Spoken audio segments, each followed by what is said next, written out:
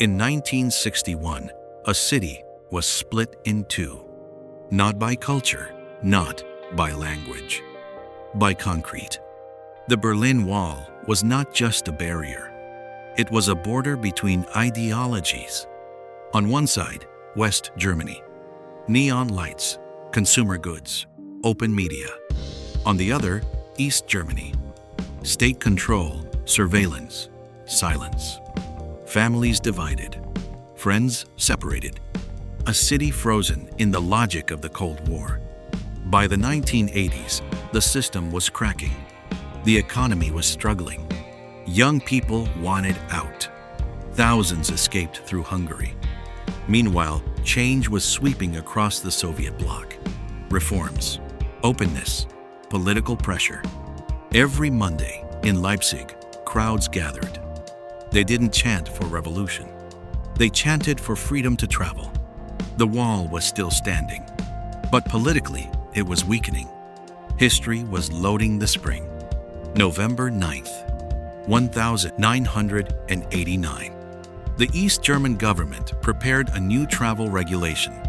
Citizens would be allowed to apply to visit the West. The goal was simple: reduce pressure, calm the streets.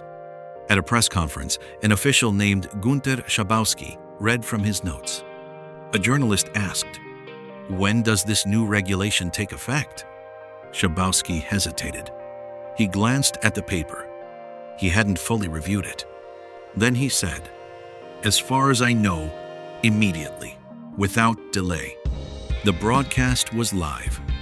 Across East Berlin, people froze. Immediately? If the border was open, why wait? Thousands began walking toward the checkpoints. At Bornholmer Strasse, guards watched the crowd grow. They had no orders, no confirmation, no clear command. The pressure built minute by minute. History sometimes hinges on hesitation. Near midnight, overwhelmed and unsure, a border commander made a decision. He lifted the barrier.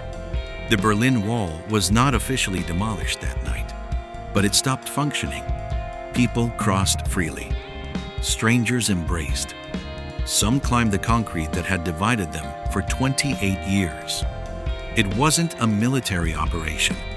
It wasn't a planned revolution. It was a communication error inside a collapsing system. And that was enough. Less than a year later, Germany reunified. The Cold War would soon end. The wall had seemed permanent, untouchable, immovable. But systems that look solid can be hollow inside. Sometimes history explodes. Sometimes it misreads a sentence. Power often appears indestructible, until one moment reveals it was already fragile. A single word didn't destroy the wall. It revealed that it was already falling.